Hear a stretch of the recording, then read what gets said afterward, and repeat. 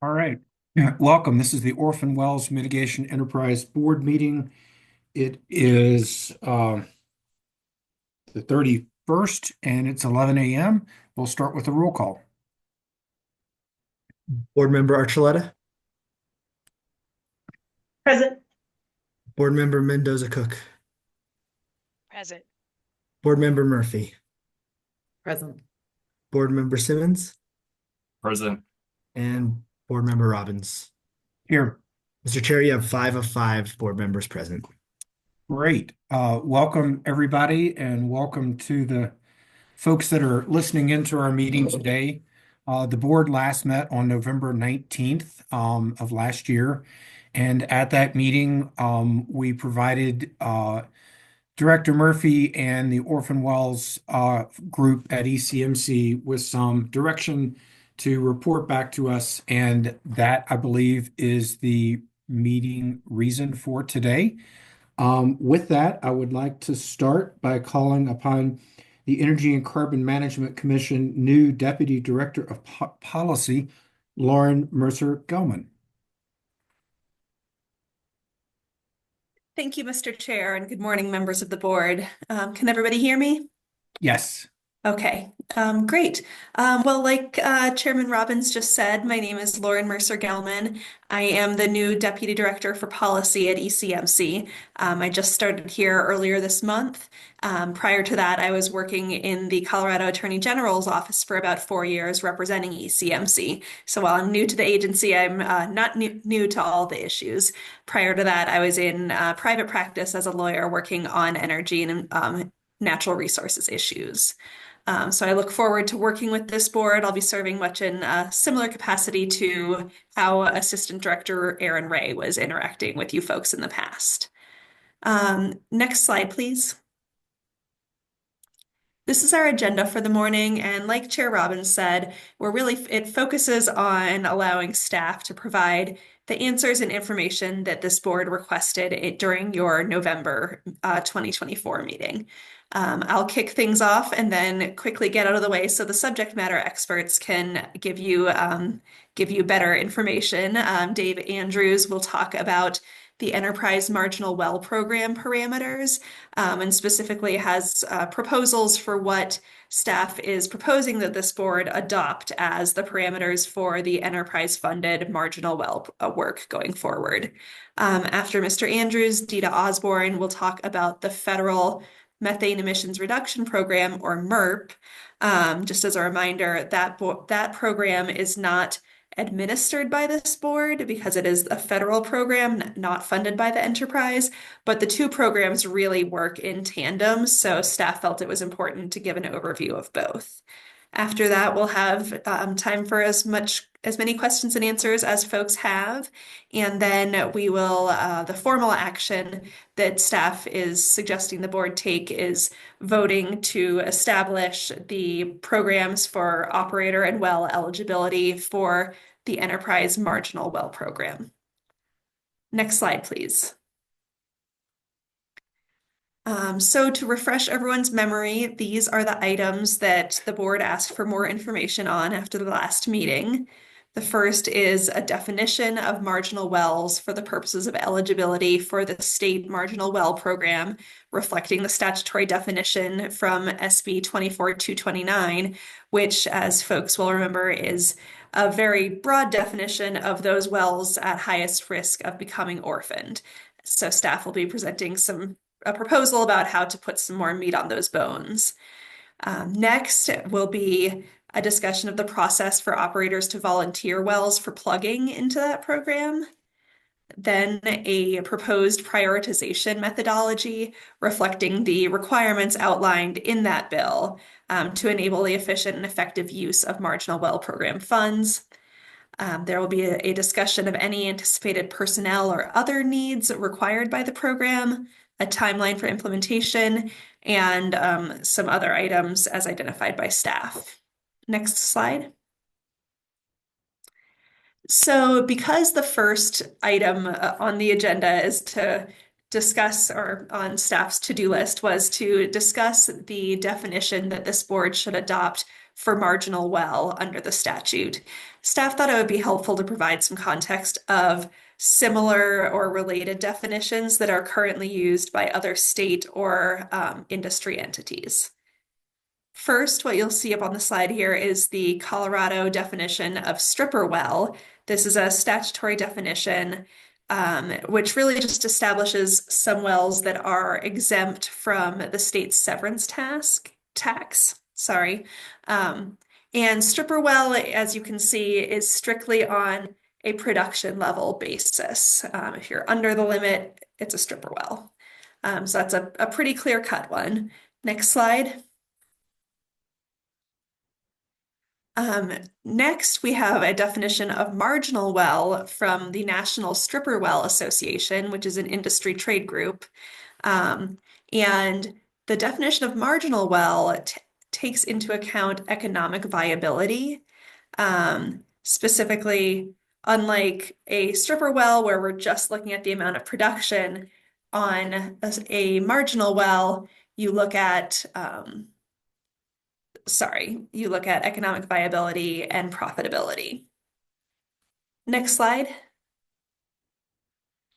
And the Interstate Oil and Gas Compact Commission, or IOGCC, is another trade group with the definition of marginal well. This definition takes into account production levels and economic factors.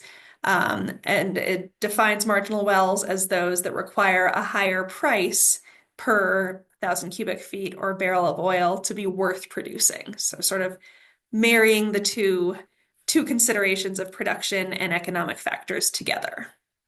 As stated on the bottom of the slide, I think it's helpful to keep in mind that a marginal well, I'm getting lost in my notes. But basically, between stripper wells and marginal wells, stripper wells tend to be marginal wells. They sort of fit into that larger bucket, but a marginal well doesn't necessarily need to be a stripper well, if that's a helpful way of thinking about it. So next slide, please.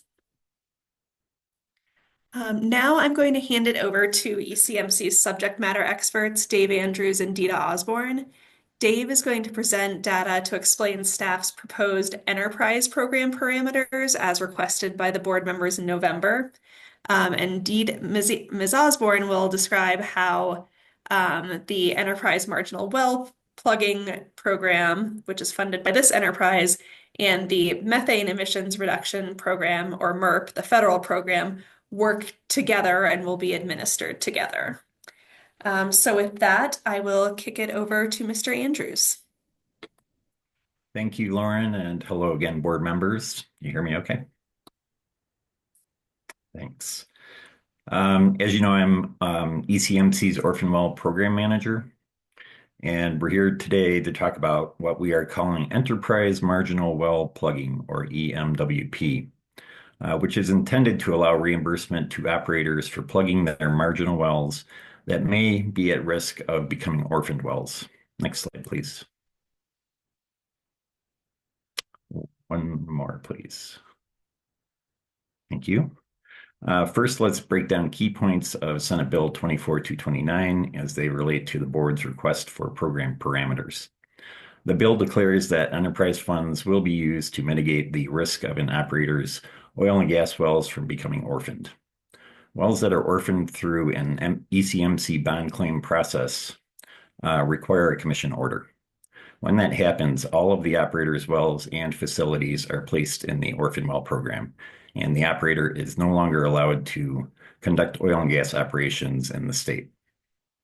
Enterprise fund reimbursement would potentially allow an operator to avoid the bond claim process by eliminating liabilities through plugging, reclaiming, and remediating marginal wells and facilities, reducing the operator's overall costs through closure of their operations.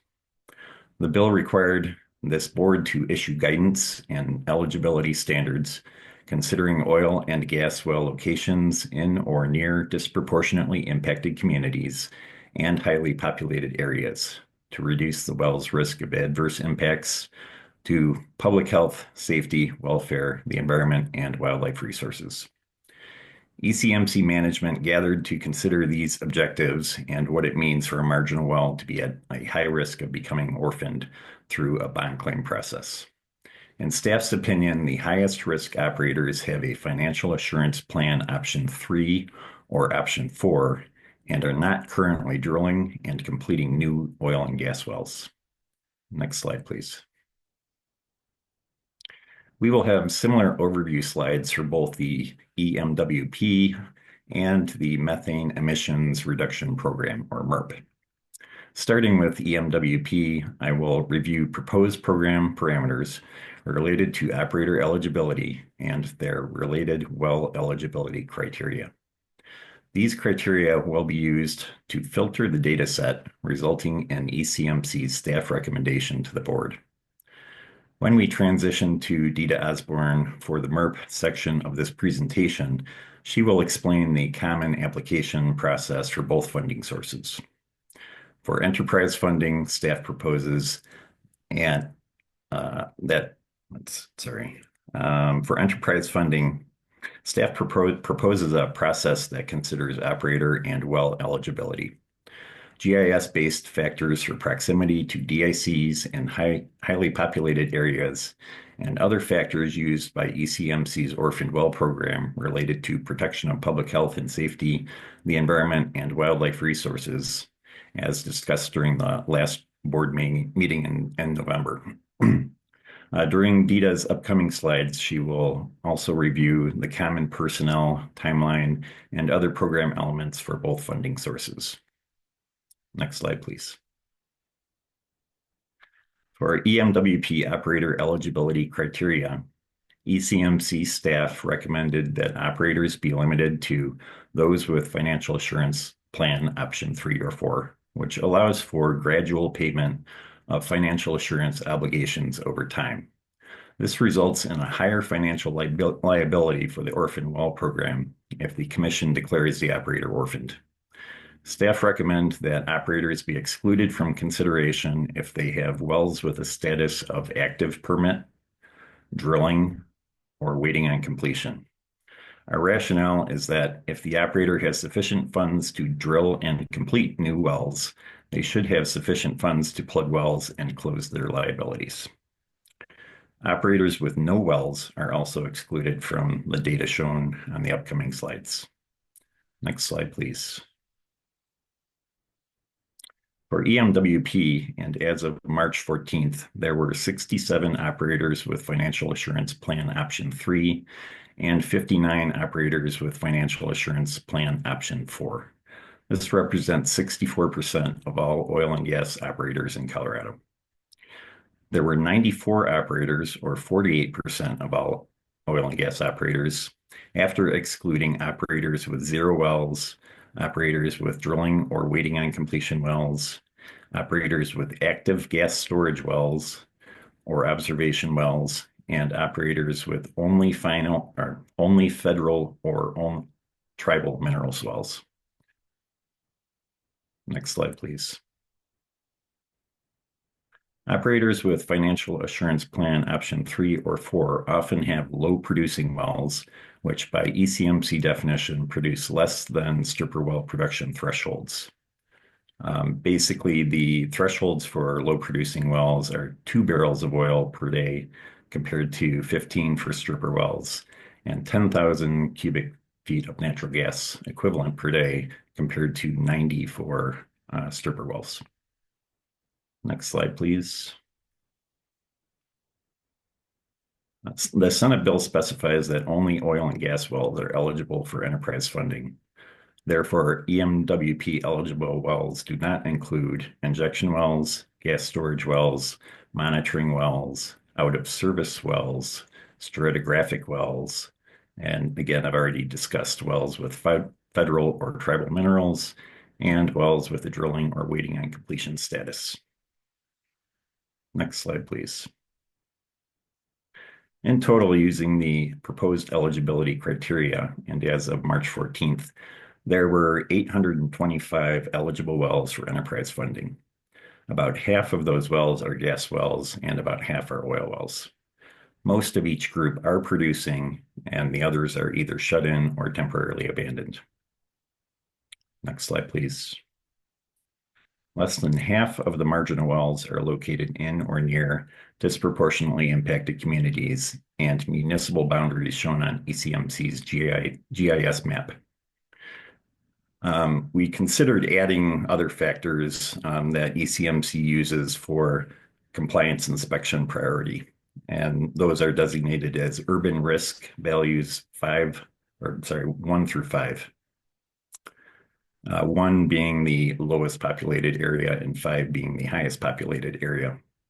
If we consider, for example, adding urban risk 5 and 4, that increases the potential population of eligible wells to about 2/3 of the total.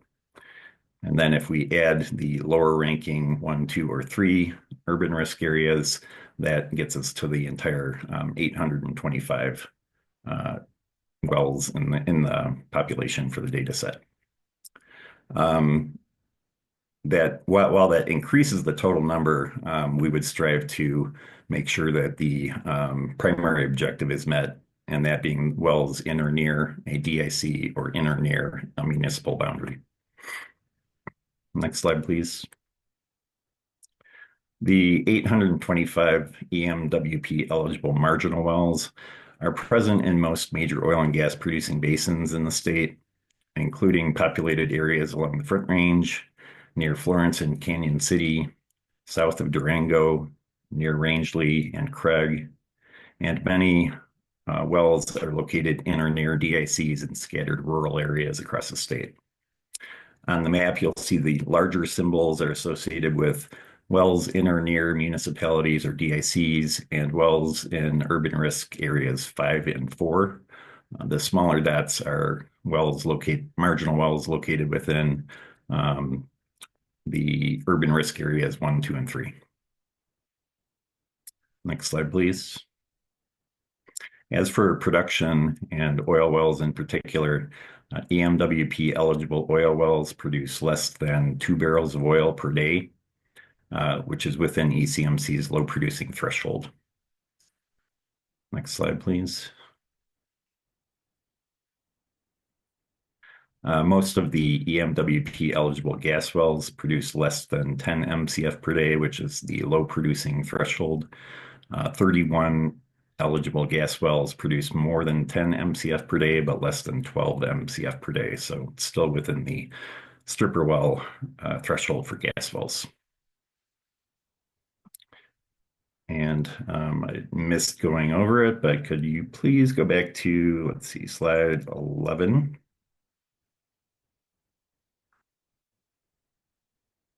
Okay, so basically what we are asking from the board today is to approve staff's recommendation for eligibility criteria, which again is in part based on the operator and what they have for a financial assurance plan. And that's summarized on this slide. And then if you could skip down a couple more slides to the well criteria, slide 13. And we're also asking that you adopt staff's recommendation for eligibility criteria for wells, which includes this slide and next slide, please. And excluding wells that are not oil and gas producing. Thank you. And you can skip down to slide 20. Now I will hand it off to Dita Osborne. Dita has done an extraordinary amount of work preparing the MERP grant program. And as Lauren pointed out earlier, we plan to really have both of these efforts run in parallel. The application process will be essentially the same for both, along with other program components. Go ahead, Dita. Thank you, Dave. Good morning, everyone. As mentioned, I'm Dita Osborne. I am the air quality specialist for ECMC and the program manager for the Methane Emissions Reduction Program, or MERP. Next slide, please. I will start with some background on the MERP, then I will go over the structure and progress of the program, stakeholder outreach and engagement efforts, the similarities and differences between the two programs, and how we have been gauging interest from operators. Next slide, please.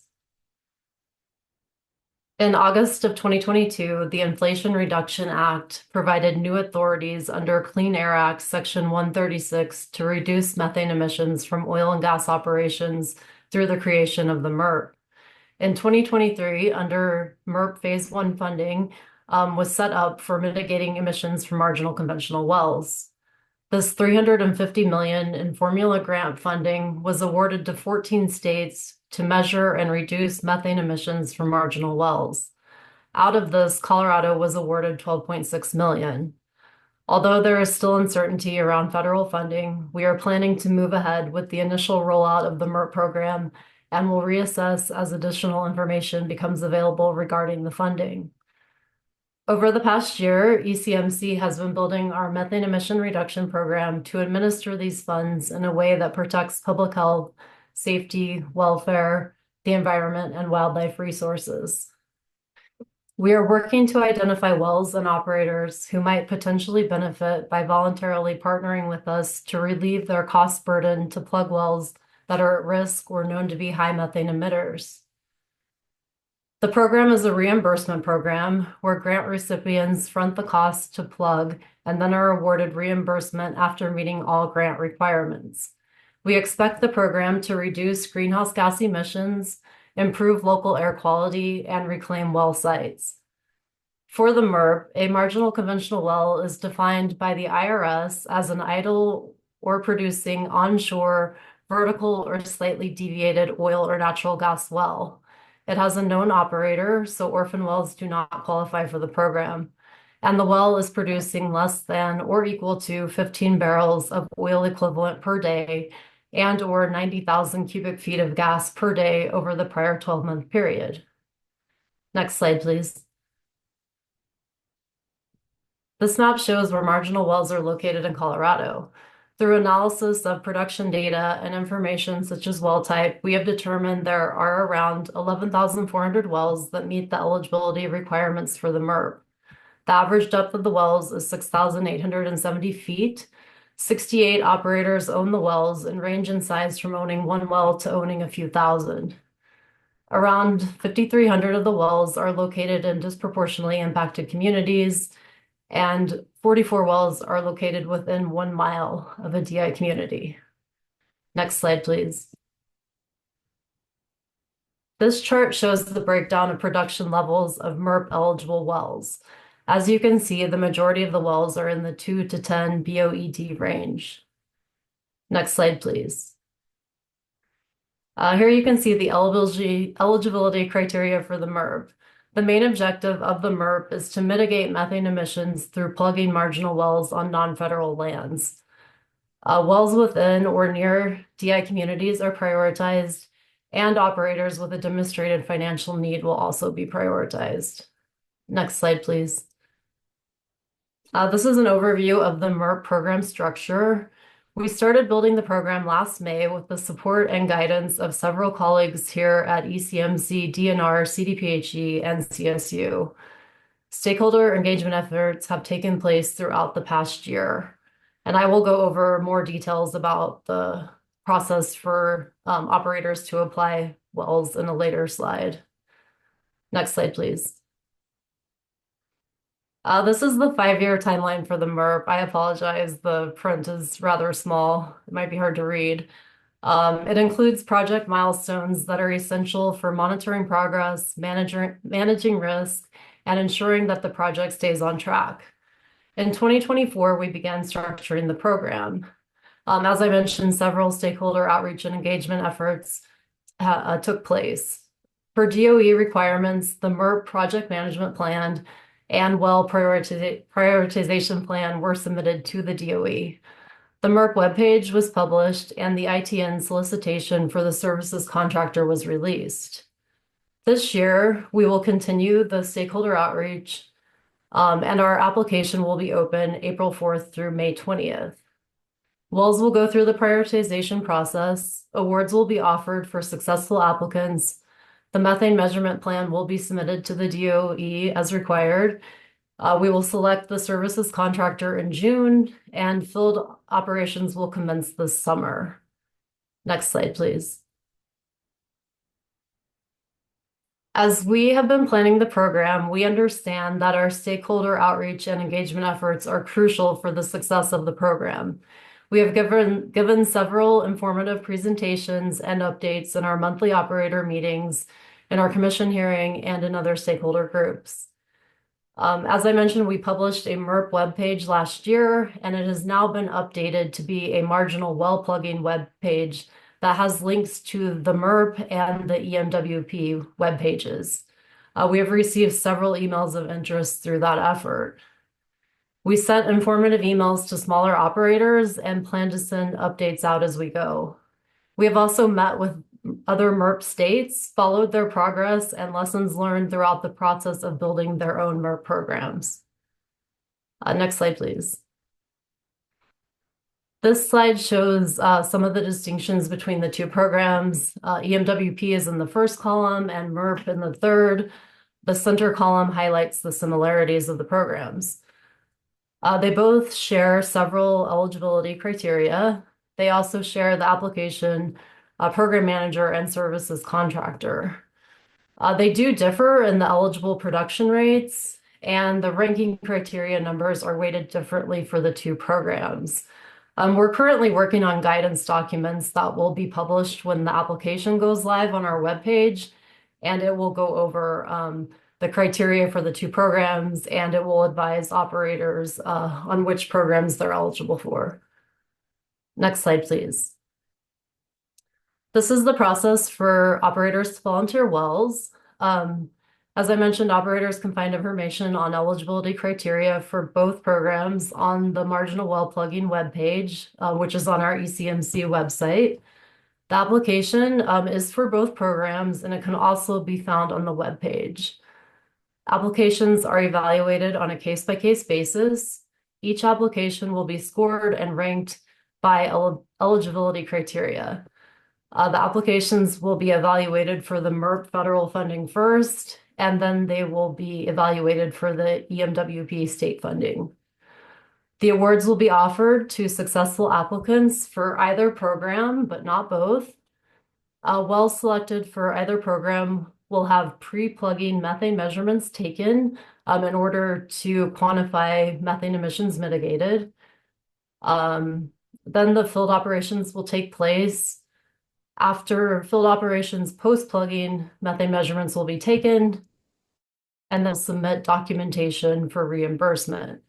We will have a data dashboard on the marginal well plugging webpage that will be updated on at least a monthly basis to display metrics from the programs. Next slide, please.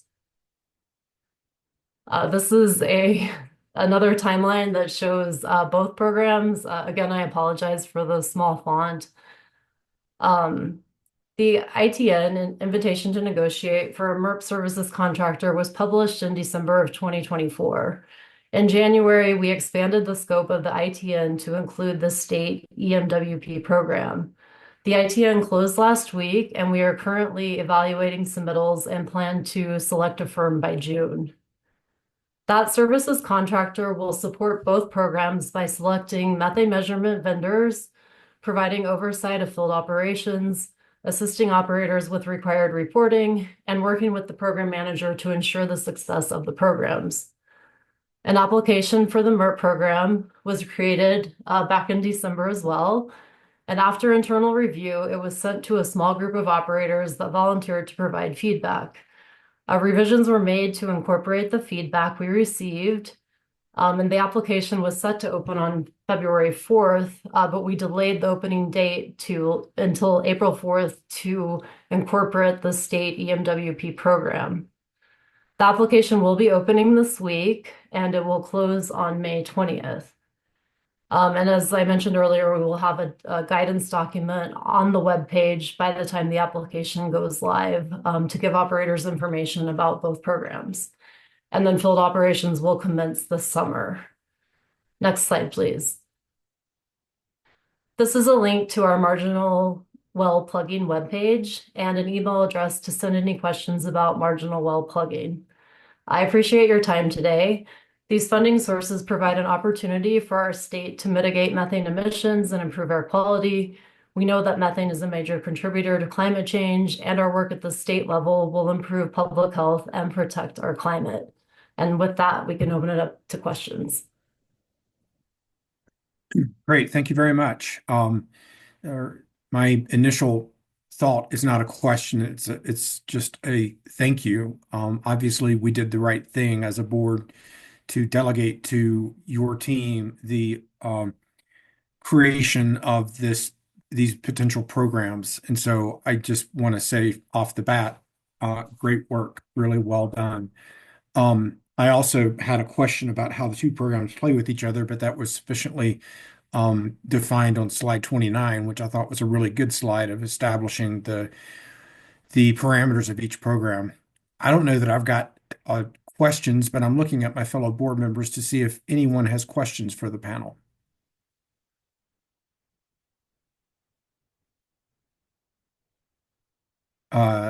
Board member Archuleta, Sure. And I don't need to go first if somebody else jumped in too. go for it. I kind of had a few questions on each section, like the definitions, the process, and this last part. Do we want to go through them all or just this specific part? I think go ahead with your questions. That'll add some additional value to the discussion for sure. Okay. Oh, perfect. Well, and first of all, like appreciate the program and what you're saying, Jeff, about like the value of this program coming in. I mean, I love that it's proactive and we're trying to keep wells out of being part of the Orphan Well program. But back to the definitions, my question was, I wasn't quite sure where we landed on the recommendation. This question for Lauren, like going back to that, are you saying, I saw you showed the production level definition, and then there's a definition that includes the economic viability. And that's the one you're proposing that we use, right, for marginal wells? So thank you for the question, Ms. Archuleta. Actually, those definitions were just shown sort of for context, not as part of a recommendation to show sort of how other organizations are defining these terms. Our recommendation was actually in the slide Mr. Andrews presented, I believe, slide 11. Mr. Andrews, can you help me out here? Yes, that's correct. And the economic viability part of it, the way we played that in was using the financial assurance options 3 and 4, because those are the operators that don't necessarily have the financial capability to, even bond up at a full financial assurance level. So that's why they're on the basically the payment plan option with both of those. Well, that makes sense. And actually, a related question, I'll just follow up a question for Dave. So those are the ones that might be eligible for the program, but that got me wondering, like, so somebody who is actively permitting and getting active permits is not eligible, but I was wondering if, and this might be outside of the purview of this enterprise board, but are there other incentives? Like, should you be drilling a new well if you have existing wells that are considered marginal by this definition? I mean, so are there other ways to get more out that are outside of this enterprise program, that more incentives for the operators that are financially viable? I mean, I know they're already disincentivized by the fees that they're having to pay and the financial assurances. But I mean, it just seems like a balance of cleanup going with new wells is something that viable operators could contribute to more. So I would answer that in two parts. Part of it, I think, is the policy of ECMC as a whole, and not necessarily, the Orphan Well program or the MERP in this case. The other part of it is, these are staff recommendations, and part of your job as a board today is to consider those recommendations. And, if you feel that we are on the wrong track as far as excluding operators that are currently drilling and completing wells, then I think this is the time to debate that. Well, thanks. And that's all I had right now, maybe. Other board members with questions? Mr. Simmons. You. I just wanted to echo Chair Robbins' thanks to the staff. This is a great presentation and really glad that we were able to revisit this from the last meeting. I have a question for Ms. Osborne. I'm wondering if you can shed a little bit of more light on the federal funding aspect. I know you mentioned there was a grant awarded for 12.6 million, maybe. I'm wondering, did the state actually receive those funds, or is that how, are the actual funds themselves held up in some of the current spending freezes happening in back in Washington? Thanks for that question. We were awarded the 12.6 million in May of 2024. There was an executive order in January that temporarily paused our access to the funds, but we do have access now. I've been directed by the DOE that they're still reviewing federal funding. So there is uncertainty. We don't know for certain, but we, like I said, we do plan to move ahead with the rollout of the program. And since we are basically running the two programs together now, since they're sharing the web page and the application and the services contractor, we'll still be able to move forward with the state-funded program and hopefully the federally funded MERP program as well. It's really helpful. Sorry, I didn't mean to cut you off, Ms. Oh, Miller. sorry about that, Mr. Simmons. I was just going to say, that what Ms. Osborne was discussing is specific to the MERP federal grant. There are a number of different grants at play here, so I'm happy to give a little bit more information if you're interested, or if you just wanted to focus on MERP, we can not muddy the waters. I have a MERP specific follow-up question, and then I would love, my next question is sort of in terms of the orphan well funding that we've also seen.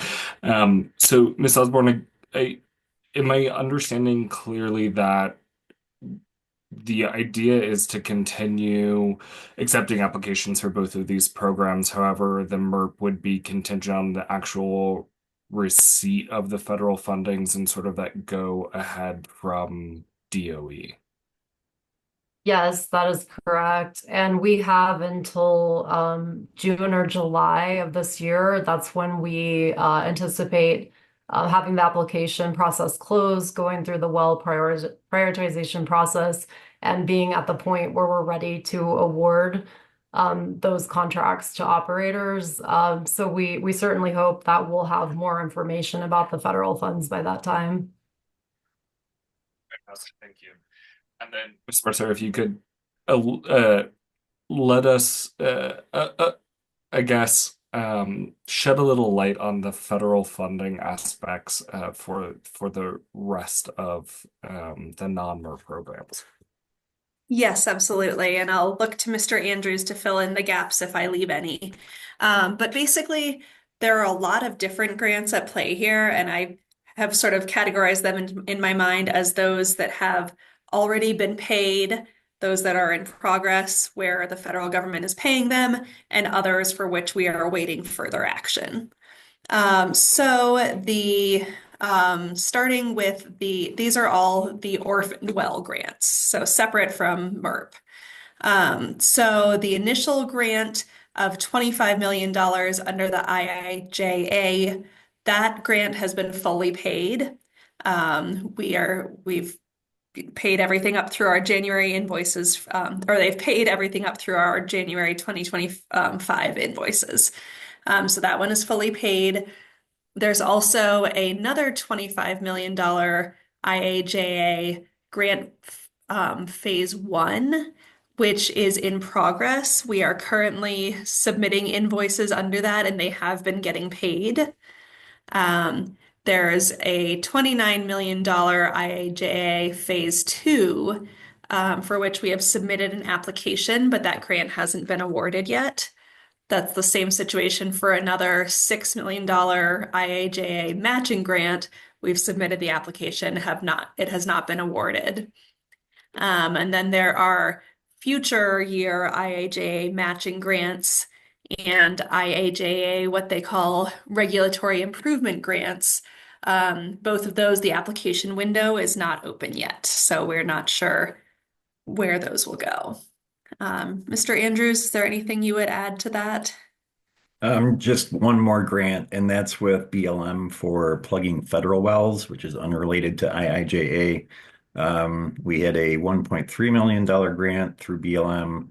About half of that has been spent out so far. They requested that we reapply for a $5 million grant, which was intended to replace the first grant. So that application has been submitted but not awarded yet. And so I think the sort of takeaway is that as far as the orphan well funding from the federal government, so far we have not seen a disruption of those funds, acknowledging that this is a very fluid situation. Thank you. Further questions for the panel? Ms. Mendoza Cook? No questions, Chair Robbins, but I just want to thank staff for the presentation and the very thoughtful approach. I think some of the questions that we had back in November, you were able to put those forward and answer those and come up with a really good process, I think, for both the MERP and the state funded process. So I just want to say how much I appreciate the thoughtfulness. I'm looking forward to reviewing the application and also seeing what kind of interest you get from operators as you release those. So thank you again. Board Member Archuleta? Yeah, apologies. I did think of one more that I was pondering. So knowing that there are lots of different piles of money that are going to apply to different subsets of these wells, like the federal versus these other ones that we're targeting. Do we have an idea of like projections? Like I think we last discussed, what was it, $115 per well? And that's all wells, not just marginal, right? So that's any active producer is paying 115 per well. So that generates some kind of revenue. And then we have these approximations on the number of marginal wells we have. Like, do we have an estimate of how many of those that could fund? And are there still some big gaps in looking for, like, so what are the revenue sources for these others? Knowing that federal is also in there and maybe at play more or less in the future. Mr. Andrews? Thank you for the question. Using the ECMC's default amount for plugging and reclaiming a site of 100,000, that would be about 50 wells per year if there's sufficient interest from operators. At the $5 million level, which the board set during the last meeting, and that comes from that $115 per well amount. So 50 per year, and then remind me how many you estimated were part of this eligible for the way you propose to implement? 825 total for the enterprise plugging. Okay.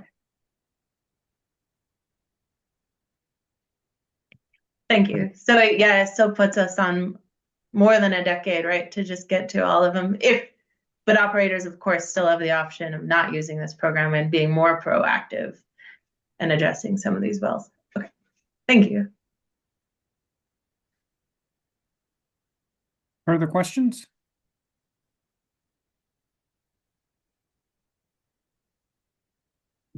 All right. Okay, so we've had our presentation. I believe, and I'd like to confirm this with Ms. Mercer-Gilman, I believe that what we're being asked to do is to vote to approve eligibility criteria for the Enterprise Marginal Well Program. And I think the operator eligibility criteria is what we saw on slide 11. Maybe we could go back to that. And then the well eligibility criteria are on slides 13 and 14. Did I get that right, Ms. Mercer-Gelman, in terms of the ask? Yes, thank you, Mr. Chair. That is what staff is requesting approval for. Do we want to go back to slide 11 first and take a quick look at that again?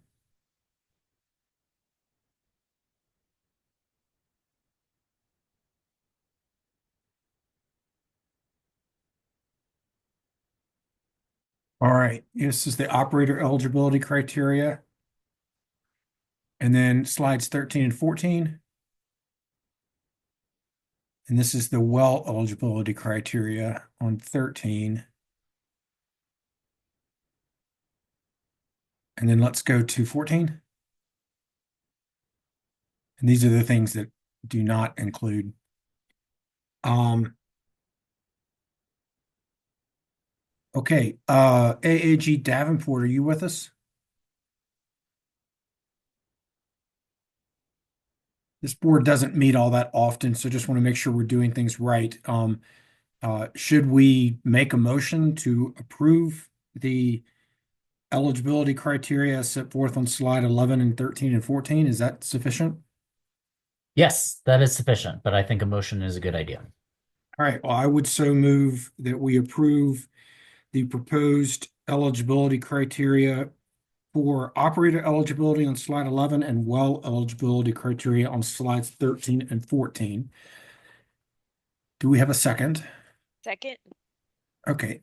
With a motion and a second, the motion is now before us, and the next step is, does anybody desire to discuss or deliberate on the proposed motion?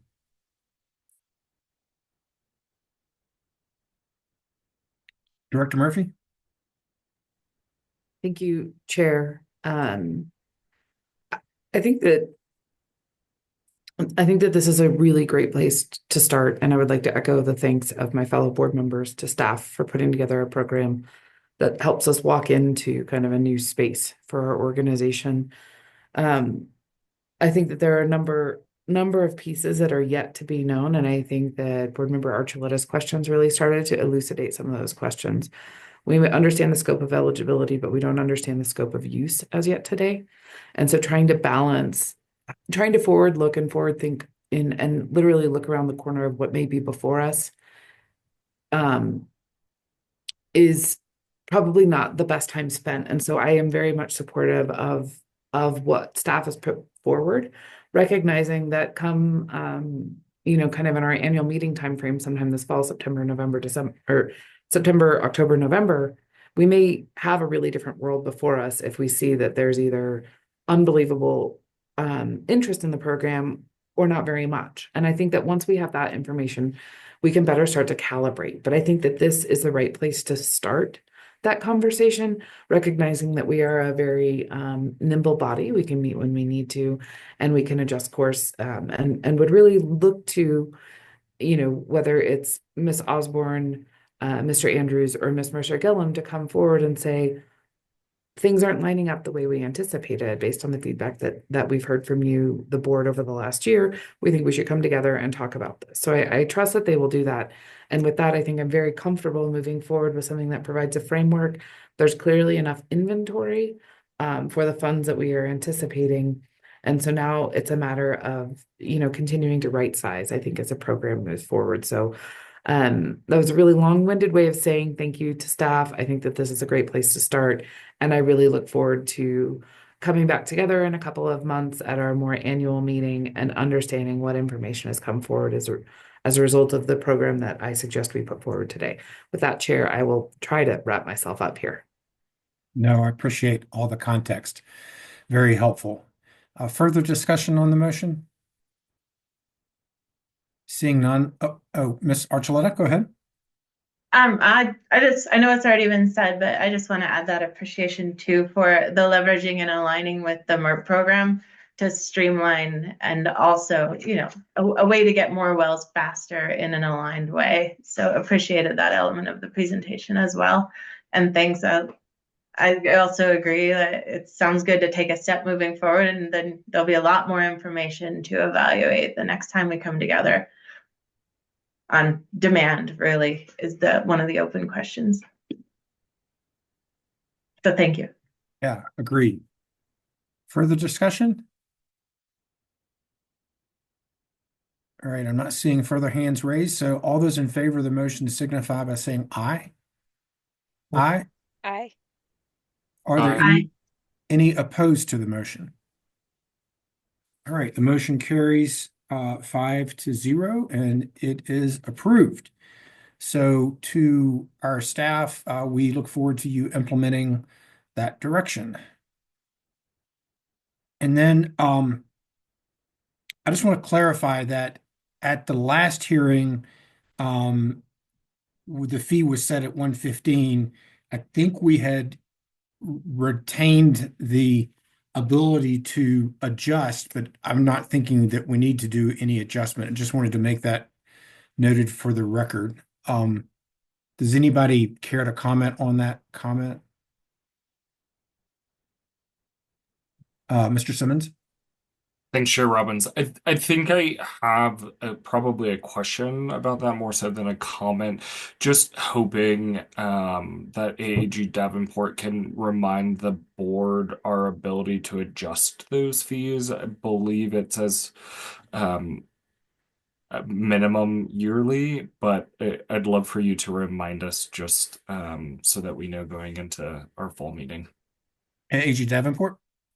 Yes, the statute does require the board to meet at least annually. It does not require the board to make adjustments to the fees at any particular timeline. So as you have already done, the other fee, the annual mitigation fee, this board has not adjusted at every single one of its meetings. And so I think you generally have the discretion also to meet on a different schedule more frequently than the statute requires, but you do retain the discretion as a board to meet more frequently than once a year and adjust things as necessary. With that, also the consideration that these things can't change that quickly. So the advance notice on changing a fee or doing something is a good idea too. Very good. Ms. Archuleta, you have your hand raised?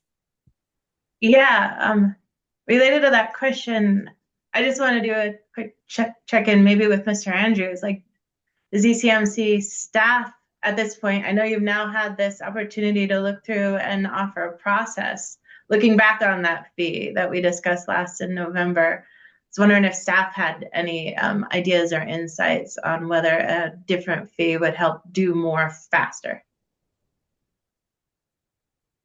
Mr. Andrews? Thank you for the question. I think that still comes down to demand. And we'll have a better idea on that come the next meeting in the fall or winter. And Mr. Andrews and or Director Murphy, can someone explain when that fee is going to be collected or how that fee is collected or those fees? Director Murphy? Sure. Thank you. Thank you for the question. I'm gonna put my board member hat on, my director hat on, and just remind everybody that how the marginal well plugging program came to be is it kind of is an add-on to the existing orphan well mitigation enterprise that was created a couple years earlier. And so the orphan well mitigation enterprise is a result of rules adopted related to the financial assurance rules. The collection of that fee was set for April of every year with an operator's annual registration. Staff has been working on adding the marginal well fee into that form and that process for collection. So the first tranche, if you will, or the first payment of fees associated with marginal wells will occur at the end of April.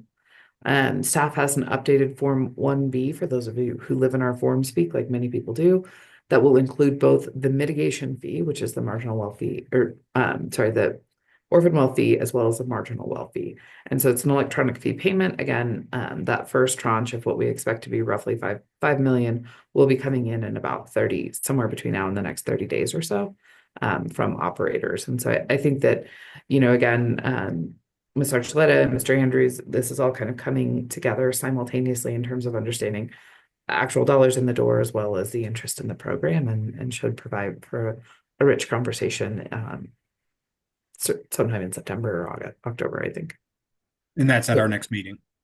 Yes, which has not been set, of course, but Right. that's kind of what I would expect, and we'll work on schedules of board members and Mr. Andrews with his reporting requirements through both the federal and state pieces to make sure that we have a complete package of information on both the orphan well piece and the marginal well piece, or that Miss Osborne is leading. And so with that, I'll try to take my director hat off, put my board member hat back on, and thanks for the opportunity. Yeah, no, thank you for that update. I think that helps us understand where we're at, and we look forward to having that discussion that'll probably have a little more demand side look-see into it this fall. Thanks for bringing two hats to the meeting. All right. I am not aware of any other business that is relevant to the board. Does anybody have anything else? Well, we had set this up for an hour and it is 58 minutes later, so I would move to adjourn. Do we have a second? Second. Motion and a second to adjourn. All those in favor signify by saying aye. Aye. Aye. Great. Really appreciate it. Thank you, fellow board members, for your duty to the state of Colorado. It is helpful indeed. And thank you to staff for the great work here. Go forth and implement, and we'll see you this fall. Thank you. Thank you, Chair.